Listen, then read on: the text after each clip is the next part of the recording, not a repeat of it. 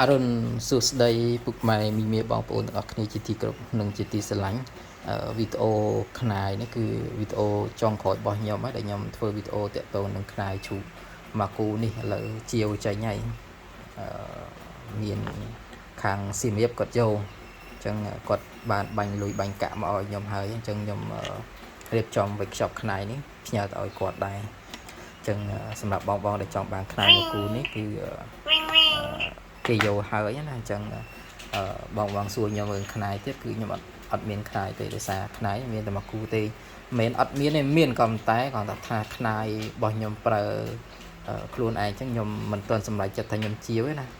ហើយចាំមើលខ្ញុំតលេខ្ញុំធ្វើវីដេអូទាំងអស់បង្ហាញជូនបងប្អូនទស្សនាកំសាន្តទាក់ទងនឹងខ្នាយមកគូរបស់ខ្នាយរបស់ខ្ញុំដែលខ្ញុំមាន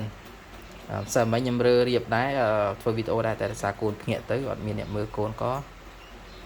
អត់បានធ្វើវីដេអូទៅអញ្ចឹងចាំមើលខ្ញុំតនេតិចខ្ញុំនឹងរៀបរើសារថ្មីរៀបធ្វើវីដេអូចែកជូនបងប្អូនទស្សនាឲ្យខ្នាយរ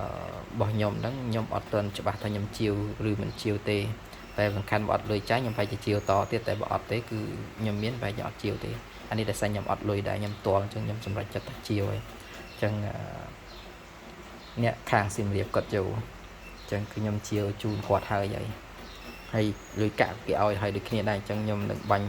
រៀបចំខ្នាយមកគូនេះទៅឲ្យគាត់នៅត្រសៀលនេះណាបាទហើយខ្ញុំជាវចេញហើយបងចង់បញ្ជាក់ឡើងវិញថាខ្នាយនេះខ្ញុំជាវចេញហើយបងដែលចង់បានអត់មានទៀតទេហើយបើខ្ញុំមានក៏ខ្ញុំជាវរឿងតម្លៃខ្ពស់ជាងនឹងដែរណាពួកអីខ្នាយរបស់ដែលខ្ញុំបានពីច្រើនគឺខ្ញុំស្គាល់ប្រភពច្បាស់មិនមែនជាខ្នាយដែលយកពីស្រុកគេគឺខ្នាយរបស់ខ្មែរយើងចំហើយអ្នកដែលខ្ញុំយកបានគឺសិតសឹងតែអ្នកដែលខ្ញុំស្គាល់តែខ្ញុំទុកចិត្តបានថាជារបស់ខ្មែរបានខ្ញុំជាវទាំងអីបើសិនជារបស់ដែលយកពីស្រុកគេគឺខ្ញុំអត់ទេខ្ញុំអត់ជាវឬក៏អត់អីទេខ្ញុំមិនអត់មានរបស់គេតែខ្ញុំមានខ្ញុំជាវគេហើយខ្ញុំមានរបស់ខ្មែរយើងតែមិនមែនជាកថុជូកញីព្រោះហ្នឹងខ្ញុំជាវគេ25រៀលយូរហើយចូល10ឆ្នាំអញ្ចឹងហើយណាតែខ្ញុំមានតែដល់ពេលនេះខ្ញុំជាវឲ្យគេអស់ហើយអញ្ចឹងខ្ញុំ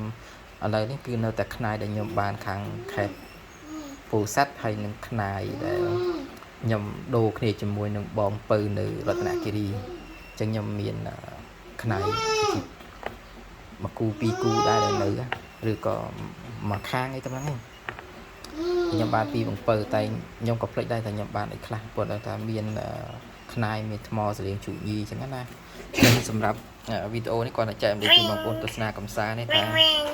ខ្នាយជូមកគូនេះគឺខ្ញុំបានជាវឲ្យមិត្តភ័ក្តិរបស់ខ្ញុំហើយនៅសៀមរាបអញ្ចឹងគាត់ចូលហើយអញ្ចឹងខ្ញុំជាវចេញហើយអរគុណច្រើនជម្រាបលាហើយជួបគ្នានៅវីដេអូក្រោយៗទៀតបងអរគុណច្រើនជម្រាបលា